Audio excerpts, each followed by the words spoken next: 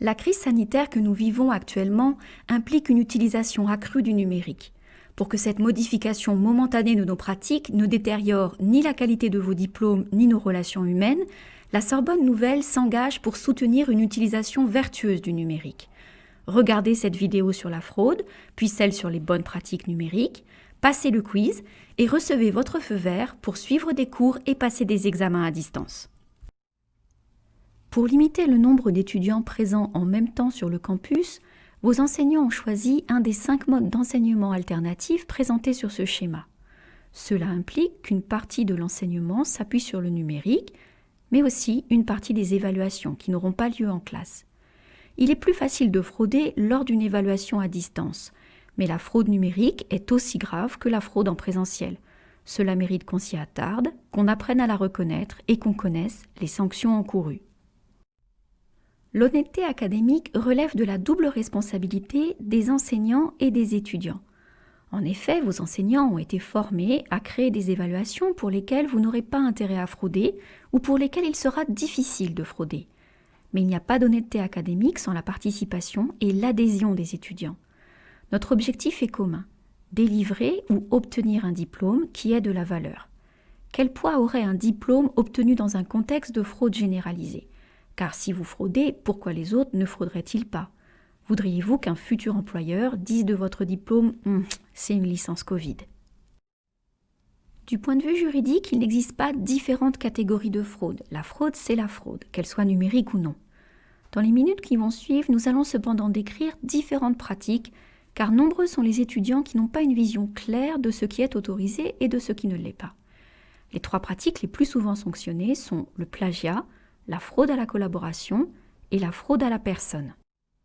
Connaissez-vous notre charte anti-plagiat ? Vous devez l'annexer à tout travail réalisé sans surveillance en y ajoutant votre nom, votre signature et la date. Le plagiat, c'est donc le fait d'emprunter une formulation ou une idée sans le signaler. Si un argument ou une tournure vous semble pertinente pour votre travail, vous pouvez bien sûr l'utiliser. Il vous suffit de placer la citation entre guillemets et de signaler la source. Attention, traduire un passage et l'intégrer à son travail sans le signaler, c'est du plagiat. Votre effort de traduction ne signifie pas que l'idée est la vôtre. De même, soumettre un travail qu'on a rédigé dans un autre contexte, c'est une forme de plagiat nommée autoplagiat. En fait, c'est simple. Votre enseignant ne veut pas vérifier que vous maîtrisez la fonction copier-coller. Il veut vérifier que vous êtes capable d'élaborer une pensée qui vous est propre. Vous devez soumettre un travail original. Pour votre information, tous les enseignants de la Sorbonne Nouvelle sont équipés d'un logiciel de détection du plagiat nommé Compilatio. Quand un enseignant vous soumet une évaluation, partez du principe qu'il s'attend à ce que vous la fassiez seul. S'il souhaitait que vous le fassiez à plusieurs, il vous l'aurait dit explicitement. Faire un travail à plusieurs sans que votre enseignant vous y ait autorisé, c'est donc de la fraude à la collaboration. Attention, il s'agit de fraude même si la personne qui vous aide est un ami ou un membre de votre famille. Cela reste de la fraude même si vous estimez que la personne qui vous aide est d'un niveau équivalent au vôtre. Il s'agit toujours de fraude même s'il s'agit d'un échange de bons procédés. Je t'aide en linguistique, tu m'aides en traduction. Seul, cela veut vraiment dire seul. Peu importe le contexte dans lequel la collaboration pourrait avoir lieu, que vous soyez côte à côte ou au téléphone ou encore que l'aide soit fournie par le biais des réseaux sociaux. Cela constitue toujours une fraude à la collaboration. Et ce n'est pas moins grave si toute la classe s'y met. Un échange de 20 ou 30 sur WhatsApp à propos d'un sujet d'examen, cela reste de la fraude. La fraude à la personne consiste à demander à une personne de passer l'évaluation à votre place, qu'il s'agisse d'un oral ou d'un écrit.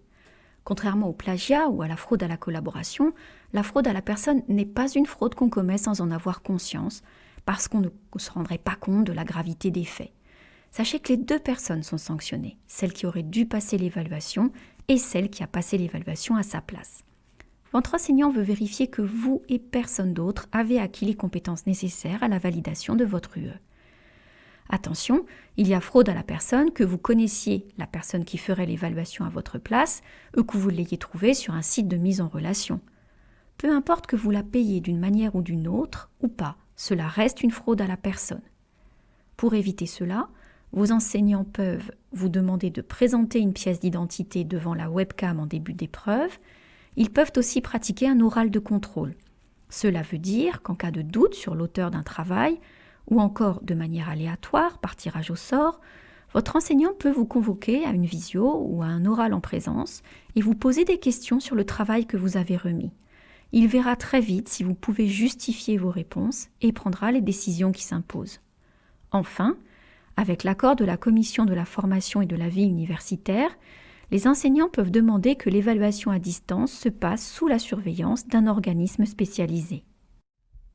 Quand un enseignant ou une enseignante constate ou soupçonne une fraude ou une tentative de fraude, il en réfère au directeur de département ou du FR qui peut saisir le président de l'université. Celui-ci peut alors saisir la commission disciplinaire. C'est une instance composée d'enseignants, d'administratifs, mais aussi d'étudiants. La commission disciplinaire instruit le dossier, rassemble les preuves et entend les deux parties. Cela peut prendre un peu de temps et pendant l'instruction, les résultats de l'étudiant soupçonné sont suspendus. À l'issue de l'instruction, la commission peut prononcer des sanctions propres à l'université. Elle peut aussi décider de porter l'affaire devant les tribunaux. Les sanctions peuvent être disciplinaires, c'est-à-dire prononcées par l'établissement, la Sorbonne Nouvelle, ou pénales, c'est-à-dire prononcées par le juge.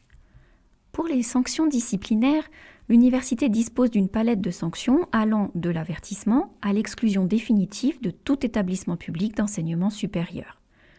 En cas de fraude, quelle que soit la sanction entraîne la nullité de la totalité de la session d'examen. Cela veut dire que si un étudiant fraude sur une évaluation, il ne validera pas son semestre. L'étudiant condamné par la commission de discipline pourra effectuer un recours devant le tribunal administratif dans un délai de 2 mois à compter de la notification de la décision. Pour le pénal, si un étudiant se procure un sujet d'examen ou encore passe une évaluation à la place d'un autre, il peut être emprisonné pour 3 ans et devoir s'acquitter d'une amende d'un montant de 3 000 à 9 000 euros. La crise sanitaire met notre communauté à rude épreuve. Les équipes pédagogiques en sont conscientes et feront tout leur possible pour vous accompagner, vous aider à apprendre et à réussir vos évaluations. Aidez-nous à faire en sorte que cette crise sanitaire ne dégrade ni la valeur de vos diplômes, ni vos conditions d'études. Vous êtes maintenant prêts à regarder la 2e vidéo sur les bonnes pratiques numériques.